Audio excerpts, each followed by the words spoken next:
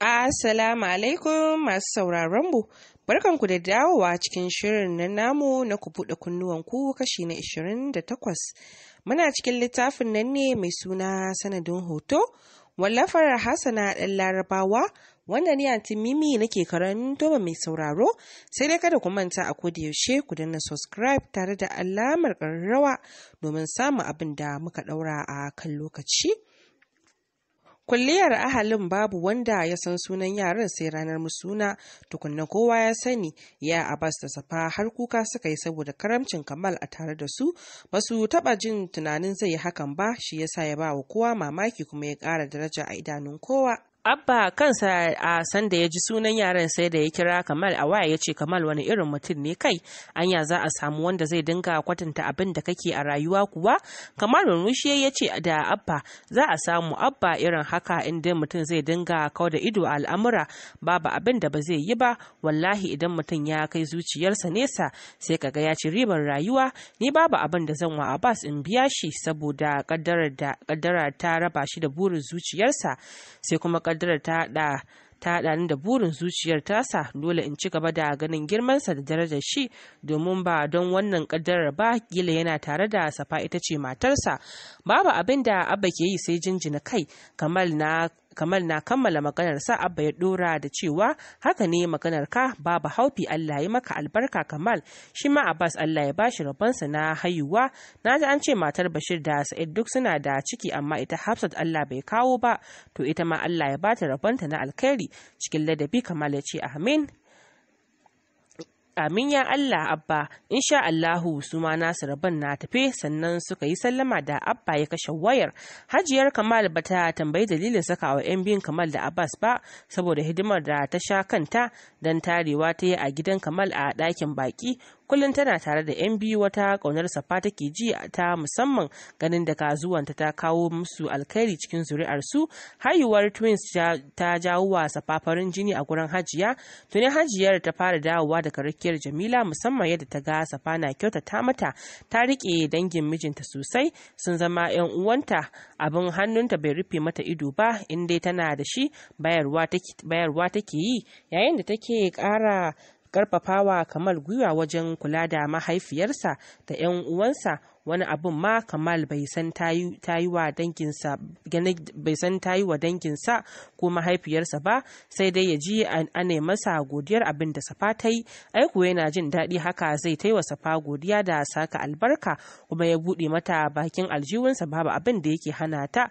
Safa ta samu karuwa da mijinta ta hanyoyi da dama, dalilin kama danginsa da ta yi ta rike su da kyau.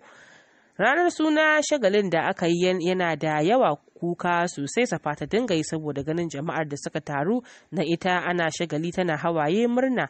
Kowa ita yake so ya gani, ita da yaranta. Shiga iri-iri ta dinga yi, kaya masu tsada da ɗaukar hankali, wanda gaba ɗaya kayan da ta saka da wanda yaran suka saka ya Abbas ne ya yi musu. Wannan bawan Allah ya yi hidima mai dimbin yawa, ya hana Kamal yin komai, ya ce shi zai yi tun da 'ya'yansa ne. Ragon suna guda 4 manya ya yankawa Safa da kuma katon sa guda ɗaya da aljihunsa da jikinsa ya dinga hidima ba gajiyawa. Safa ta samu alkhairi mai dimbin yawa wanda bata san adadinsa ba.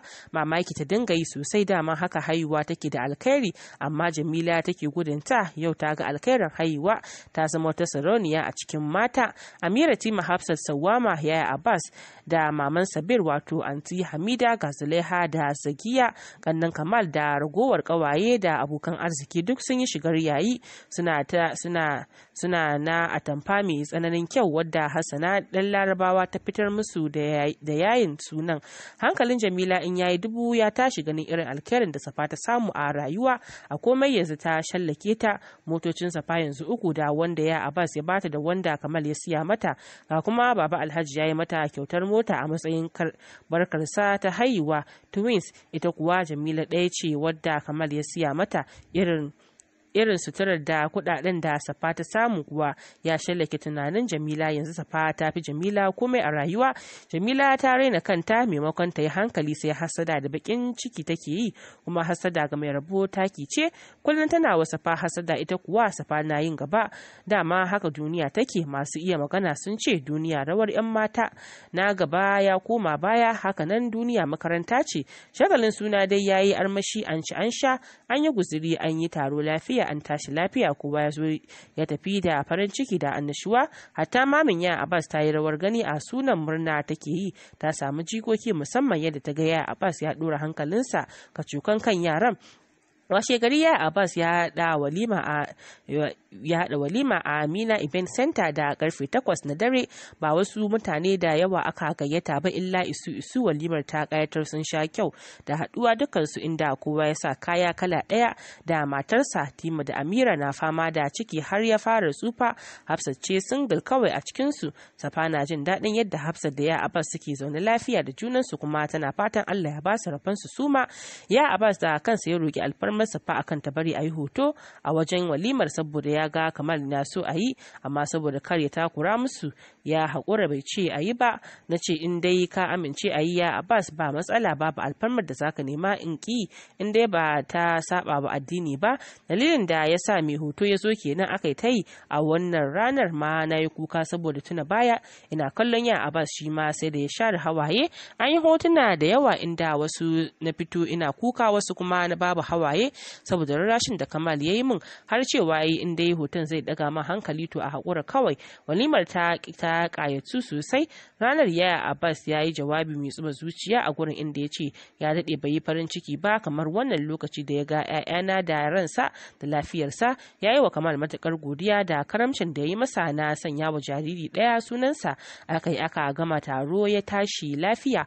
Wata 4 da haihuwa ta su Tima suka haihu, tsiransu kwana 3 da Amira. Tima ta haifi mace yayin da Amira ta haifi namiji. Ranar kwana 7 yarinya ta ci suna mamanmu, saboda ankul ya ce mama ta yi masa komai a rayuwa, ya ɗauke ta mahaifiya ba matar yayansa ba. Za a dinga kiranta Ikram.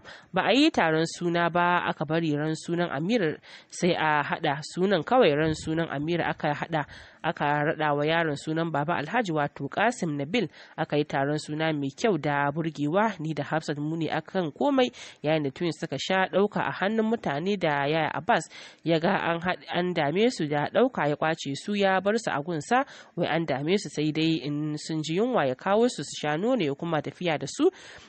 Gaskiya ya Abbas na nuna wa yaran kauna ta musamman, ko shi ya haife su abin da zai musu kenan. Hidimar da yake musu har tsoro take bani, komai ya gani ya siyo musu yake yi. Shekara 4 da haihuwar twins zuwa lokacin na kuma haihuwar mace Habiba Islaha mun boye sunan ne saboda sunan Hajiyar Kamal ne. Amira ma ta kuma haihuwar namiji, yayi Sa'ad ya sa sunan abban mu wato Abdallah bawan Allah. Anta Hamida ta haifi mace Ruqayya, amma Tima ba ta kara wata haihuwar ba, kuma har lokacin Hafsat ba ta samu ciki ba. Sai dai suna zaune lafiya da ya Abbas, kuma bai damu da rashin haihuwar Hafsat ba. Ya ce ba haihuwa ba tunda dangi na haifa masa babu matsala. Hafsat ce mai damuwa da kuka, yakan ce Sawwama ki kwantar da hankalinki, inda rai da rabo Allah yana sanar da mu, bai manta da mu ba. In muna da rabo za mu hayu ne. Mami ma kullum addu'ar ta Allah ya sa kar ya Abbas ya gado ta gun rashin haihuwa, kan ta haife shi ta daɗe gashi daga kansa bata wani dan bata kuma haihuwa ba. Ta zamana da Jamila da mijinmu alhamdulillah, saboda yanzu Jamila ta sauya halayyanta, ganin tsangwamar da Hajiya ta fara yi mata akan takurar da ta fara yi wa twins. Aiko Hajiya ta yi mata kaca-kaca, ta ce in bata gyara halayyanta ba wallahi akan yaran za ta iya sawa Kamal ya sake ta. Hajiya na son yara sosai. Sai lokacin Jamila ta fara shiga taitayinta, musamman da ta ga cewa zuciya ɗaya nake zaune da ita, kuma bana son wani abu da zai cutar da ita. Dalilin haka kuwa wata rana ne ina babban kicin ina aiki, yayin da su twins suna gidan ya Abbas kwanan su 2 a can. Islaha kuma na ɗaki tana bacci. Jamila ta shigo kicin ɗin tana yatsune da ta saba na gaishe ta bata amsa ba. Ta ɗora ruwan zafi a tukunya ta tsaya don ya tafasa ta juye, amma bakinta bai yi shiru ba, sai habaici take min. Ban kula ta ba, ne mata shiru ina aiki na. Ruwanta ya tafasa ta juye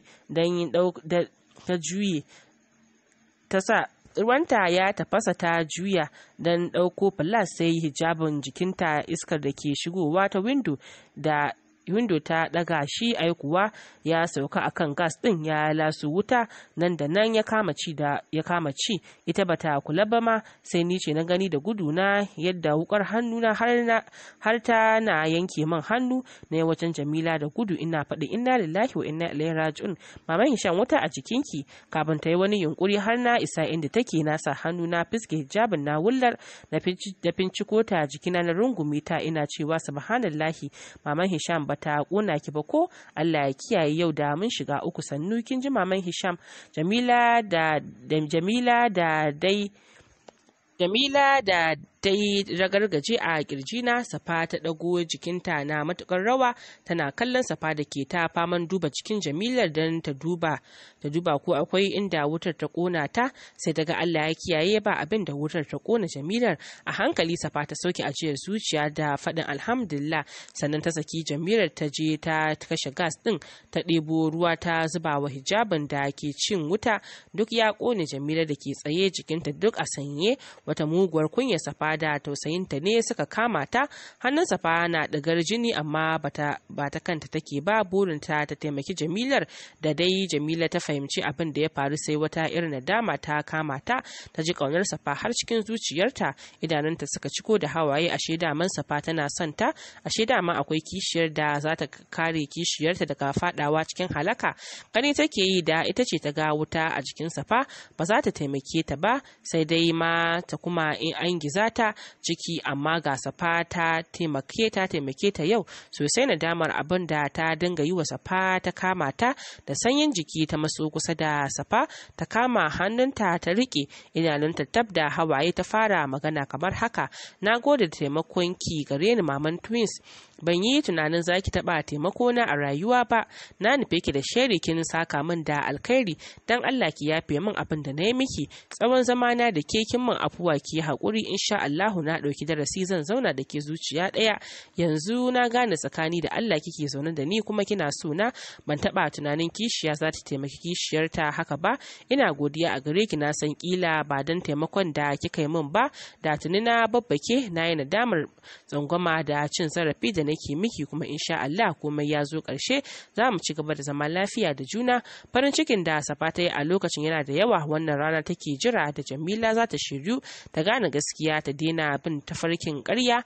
Shi yasa ta riko Jamila sosai, tana murmushi ta ce ban taɓa rike ki a zuciyata ko na kwana da ke a raina ba. Kullum kuma addu'a ta gare ki, Allah ya sa ki gane ni mai son ki ce ba makiyar ki ba. Na gode Allah da ya amsa roƙonmu, ya sa kika gane na yafe miki maman Hisham. Ni ma ki yafe min idan har na taɓa bata miki. Na san dole za ki dinga ganin laifina, musamman da ya zamto cewar na aure miki miji, sai dai ki sani kaddara ce ta jawo hakan. Ni ma ki yafe min, Allah ya yafe mana gaba ɗaya. Jamila ta runguma Safa tana jinjina saukin kai irin na Safa. Tun daga wannan lokaci zaman lafiya ya wanzu a gidan. Kamal Jamila ta sauya halayyanta. Kamal ya fi kowa farin ciki, hakan kuma ya san Safa ce sila, shi yasa ya je ya ƙara ƙaunarta. Safa da kanta take koya wa Jamila wasu abubuwan na tattalin miji, har karatu koya mata take yi. Wataran aka samu zaman lafiya da ɗorewar arziki da wadata a gidan Kamal. Yayin da Jamila ke neman haihuwa ido rufe, amma Allah bai kawo ba, sai ta hada da Hisham da yaran Safa ta ci gaba da rike su da kulawa da su tamkar ita ta haife su. Zumunci na da yaya Abbas kuwa kullun ƙara gaba yake yi. Abubuwa da yawa ni nake bashi shawara a kai, musamman kan harkokin kasuwancinsa. Ya Abbas ya bunƙasa sosai, arzikinsa kullun haihawa yake yi. Kamal bai taɓa zargin mu da komai ba ko nuna mana bacin ransa, illa kyakkyawan zato da ƙwarin gwiwa da yake bamu. Saboda saboda ya tabbatar ina son sa yanzu, ko a bangaren auratayya na cire kunya yanzu sosai nake nuna masa soyayya da salo iri-iri, in zautar da shi, in sa shi ya fita hayyacinsa, ya tarafka ihu. Shi yasa kullum yake manne min kamar cingom. Ƙawaye na ma zumuncin mu sai abin da yayi gaba. Ikiram ƙanwata ta zama 'yan mata Jamil ɗin gidan Baba Alhaji ke santa, kuma ita ma tana ƙaunarsa, suna ta soyayyar su. Big boy wato Samir ɗina an zama samari shi da Habib, kuma sun mai da hankali kan karatunsu, ba su tsaya wasa ba. Shi ma zumunci na da shi kullum gaba yake yi. Shekarar twins 10 da haihuwa, sannan Hafsat ta samu ciki. Wayo Allah daɗi, babu wanda bai yi murna ba, musamman ni da yaya Abbas da mami. Haka kowa ke tattalin Hafsat kamar kwai. Ya Abbas tattalin cikin yake sosai, da fatan su rabu lafiya. Wata tara cif Hafsat ta haifi kyakkyawar diyarta mai kama da yaya Abbas, sak fara tas da ita. Kalar fatar Hafsat da yake Hafsat fara ce ita, yarinyar da ta zo da farin jini tamkar ba a taba haihuwa a familin ba. Kowa so da ƙaunarta yake yi. Sanda na ɗau yarinyar a hannuna, rungume ta nayi ina hawaye. Yau ga jinin yaya Abbas a hannuna, kallonta nake ina ganin kamanninta da yaya Abbas tamkar an tsaga kara. Na ji ta ƙara shiga raina, ina jin ta tamkar diyar da na haifa a cikina. Ban ƙara sanin yawan muhimmanci na ba, sai da ran suna ta zo na ji sunan bebin Aisha. Na tabbatar yaya Abbas na girmama ni, tunda har ya sa wa yarsa sunana, sunan da ya kasance ya jefi tsuntsu biyu da dutse ɗaya, tunda ita ma mami sunanta Aisha. Fatan sa fa Allah ya ba su albarkacin mai sunan, ya sa kuma su gado ta fannin tsayawa a zuciyar miji da nuna soyayya, domin duniya ta tabbatar manzon Allah sallallahu alaihi wasallama yana son nana Aisha. Ranar suna an yi shagali da aka dade ba a yi irinsa ba. Na yi hidimar da ban taba yi ba, na yi bajinta a sunan takwara wadda muke kira da bebi. Ƙaunar da ya Abbas ke wa bebi ba ta faduwa, yana ganin tamkar ni. Allah bai bashi Aisha a matsayin matar aure ba, sai yayi masa ta goshi da wata Aishar a matsayin ya. Ba shi da ta cewa sai godiya ga sarki Allah. Bebi ta taso cikin kulawa da tattali a gurin kowa, ta ɗauke ni uwa saboda sabon da na yi da ita. Bana kwana 3 ban ga bebi ba. Shakuwarta da mahaifinta kuwa kowa mamakin ta yake, yayin da ta taso da ƙaunar Abbas karami a zuciyarta, saboda kusan kullum suna tare. Inda ba makaranta ba, bebi ce ta raɗawa Kamal karami ya jiniyo 1, shi kuma Abbas karami ya jiniyo 2. Da haka take kiran su, har sauran kannansu suka kama su ma suna faɗe. Zuri'ar tamu kullun ƙara yaduwa muke, ana ta haife bayan bebi ma Hafsat ta kuma haihuwar namiji, inda ya Abbas ya saka sunan mahaifinsa. Shekarar bebi 7, yayin da twins suke da shekara 17. Yara duk sun yi girma, sun fara hankali. Shakuwar Abbas karami da Aisha bebi kullun karuwa take yi. Ba ta da abin ambato sai ya jiniyo 2, ko abu aka yi mata shi take kai wa ƙara, yayin da ya kasance baya son damuwarta. Lallaba ta yake yi sosai. In ka ji yayi mata faɗa to a wajen karatu ne. Tana da son wasa da kin subject din mathematics tamkar dai takwararta lokacin da take yarinya. Shi kuwa ya dage sai ta koya. Yana ganin karatu haske ne a rayuwa. A wannan lokaci muka tashi da rasuwar Hajiya, mahaifiyar abbanmu. Allah sarki, duk mun ji mutuwar nan mun sha kuka. Abba ya yi rashin mahaifiyarsa mai matukar ƙaunarsa. Komai ta ce bawan Allah, yau gashi mai rabawa ta raba.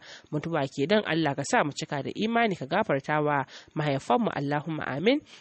Kwana 7 da share zaman makoki, kwance nake akan kujerar falo na, bana jin daɗin jikina, da alamun wani cikin ne da ni. Dan jiya ma kasa bacci nake saboda zazzabi, har sai da Kamal ya raira min waƙarsa ta kwankwan tukun sannan na samu barci. Har gobe Kamal bai daina yi min wakar ba, saboda ya ga ina son ta. Abbas karami zaune kan kujerar danin yana duba littafansa na makaranta. Yaro kyakkyawa mai ji da kansa, miskili mara yawan magana da kwararniya. In ka ga surutunsa to yana tare da bebi ne ko aminansa Safa, sai kuma mai sunansa wato dadin Abbas. Yayin da Kamal karami ya kasance mai yawan haƙuri da faran ga mutane, bakinsa baya rufuwa saboda tsabar fara'arsa. Shigowar da aka yi da gudu ita ta sa ni dago kai, sai na ga ashe baby ce.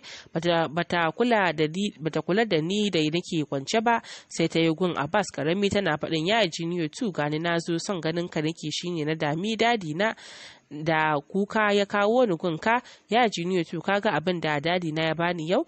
Dago daradaran idanunsa yayi ya kalle ta yadda ta zo ta nunnunke masa, tana nuna masa wani yanki a hannunta. Cikin ɗaura fuska ya dube ta yace ba na ce ki dinga sallama in zaki shigo waje ba, dan kin ga bana dukan ki ko? Kina so in hada ki da yayi Sham ya zane min ki ko?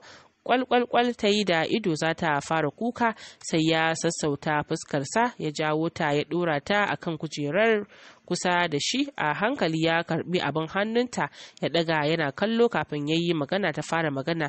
Dadi na ne ya bani shi, ya ce min wai yana son sa amma ya bani kyautarsa in kula da shi in dinga daurawa a kaina, shine na zo ka daura min kaji ya Junior 2 dan Allah daura min, kaga zai min kyau. Murmushi yayi ya dinka dan kwalin ya daura mata a kanta, sai kuwa yi mata kyau. Daman doguwar riga ce a cikinta, an gyara mata kanta gashinta har baya, babu dan kwali a kanta. A hankali ya dube ta daga kyan da ta yi masa, sai ya lumshe ido ya bude ya riko hannunta ya kalli kyakkyawar fuskar ta mai kama da ta mahaifinta ya ce mata baby kina so na? Ta yi da gwalo tana tuna abin da za ta ce, sai kuma ta yi dariya cikin yarinta ta ce masa ina son ka ya Junior 2. Wani daɗi ya kurara a zuciyarsa. A hankali ya runtse idanunsa ya furta insha Allah ke ce matata baby na. Duk abin da suke yi ina kwance ina kallon su basu sani ba. Ganin dan kwali na a hannun baby ya taba min zuciya. Ashe har yanzu ya Abbas na aje da shi, sai yau ya ba wa baby kyautarsa. Allah sarki, rayuwa tarihi na neman maimaita kansa kenan.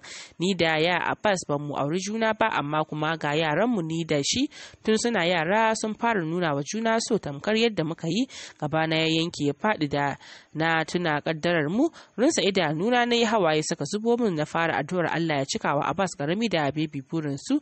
Zan fi kowa farin ciki. Allah ka sa ka da kaddarar da ta same mu ta same su su ma. A ƙarshe na yi wa mijina abin ƙauna ta addu'a da ya Abbas mai kululuwar daraja a gare ni da iyayena da 'yan uwana da musulman duniya gaba ɗaya. Tamat bihamdillah, nan na kawo ƙarshen littafin sanadin hoto. Na gode masoyana da jimirin bi na a koda yaushe. Sai Allah ya haɗa mu a wani littafi inda rai da lafiya da kuma Allah ya yarje min. Zan yi kewar ku sosai. Allah ya sa saƙona ya kai inda nake so. Ƙarshen sanadin hoto kenan. To masu sauraron mu, littafin sanadin hoto ya kawo ƙarshe. Da fatan saƙon da ke ciki ya isa gare ku, kuma da fatan za ku amfana da shi. A yau tunda mun kawo ƙarshen littafin nan, insha Allahu, tunda mun fara saka muku littafin su highlight ga kuma gidan kashi ahu muna saka muku, a maimakon sanadin hoto tunda muka kawo ƙarshen shi a yau, za mu fara saka muku wannan littafi mai suna mahaifiyata, wallafar Sadiya Sa'ad Muhammad. Kada ku manta ku danna mana subscribe tare da ƙararrawar sanarwa domin samun abin da muka ɗaura akan lokaci. Mun gode.